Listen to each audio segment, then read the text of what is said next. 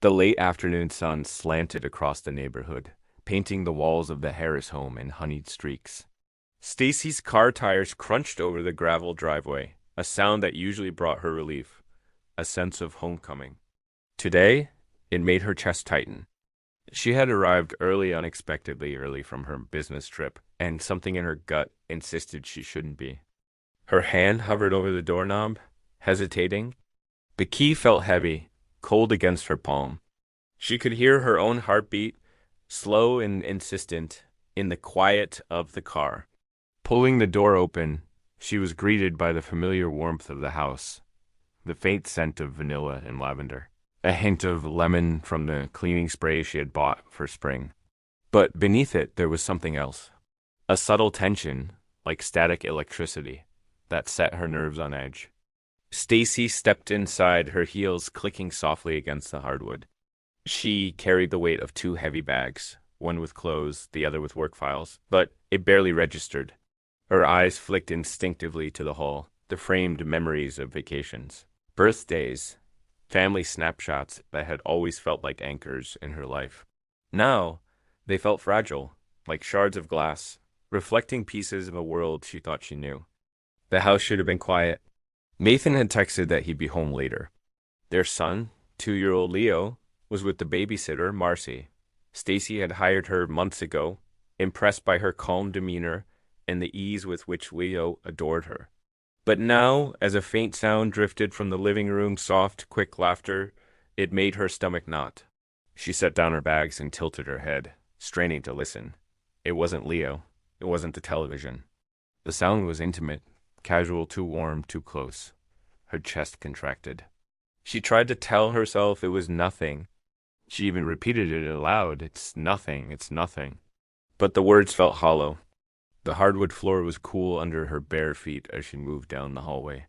She slowed near the living room doorway, every instinct screaming for her to retreat, yet she felt rooted to the spot.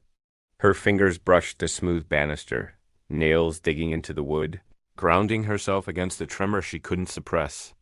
Light spilled from under the door, golden, uneven, flickering with the movement inside. Stacy's heart thrummed in her chest like a wild drum, echoing in her ears. She could feel the tension of the room even before she glimpsed its occupants. The faint brush of fabric against fabric, the subtle warmth in the air. A laugh, soft, unguarded, fluttered through the room again. "Hello?" She called softly, voice trembling more than she expected. No reply. Only the shuffle of movement, quiet, almost deliberate. Her knuckles turned white on the doorknob. With a deep, shaky breath, she pushed the door open, just enough to peek inside. The living room was bathed in sunlight, dust motes drifting lazily in the golden beams. Nathan sat on the couch, leaning forward, his posture relaxed, too relaxed, intimate even. Across from him, Marcy's head tilted, hair cascading down her shoulder as she laughed at something he said. Her hand brushed against his as she reached for a throw pillow, an unthinking gesture that made Stacy's stomach twist. Time seemed to slow. Stacy's vision tunneled, focusing on the subtle details.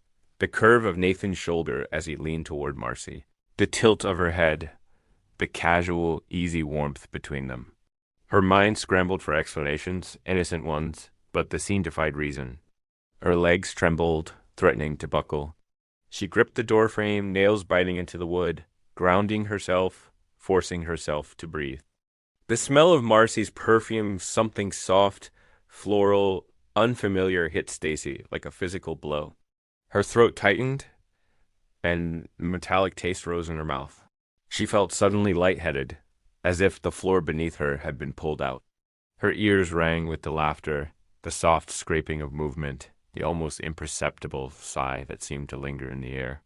Her son's laughter drifted from the kitchen, innocent, pure, a sharp contrast to the tension that coiled in her chest. Stacy's gaze darted between Nathan and Marcy, searching for some clue, some proof that she was misreading it.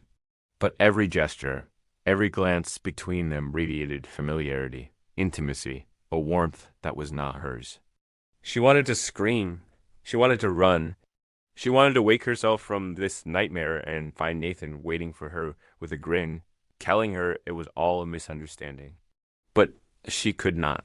She could only stand, frozen, a spectator to a truth she was unprepared to confront. Her mind raced, fragments of memory clashing with the present. The way Nathan had smiled at her in the morning, the casual kiss on her cheek, the ease of their small routines, they all felt like lies now, rehearsed moments of a life she thought was theirs. Her breathing became shallow, uneven. Her fingers dug into the doorframe, knuckles white, nails biting her skin.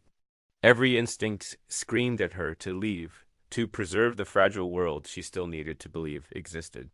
But her feet stayed planted. The light shifted as Nathan moved slightly, the sunlight catching the edge of his hair. Stacy saw him, really saw him, in a way she never had before. Every certainty, every quiet faith in their marriage wavered. The house smelled different, now familiar, but tainted, sweet and sharp, like a memory she could no longer trust. A clock ticked somewhere behind her. 1, 2, 3 beats that stretched into eternity. Stacy's eyes lingered on Nathan's face, the curve of his lips as he laughed, a sound she had loved for years. And in that sound, she realized everything had changed. She could not yet name the pain, the betrayal, the fracture that had opened beneath her feet. But she knew with absolute clarity that nothing in her life would ever be the same again. She swallowed hard, blinked against the sting in her eyes, and for the first time truly saw the man she had thought she knew.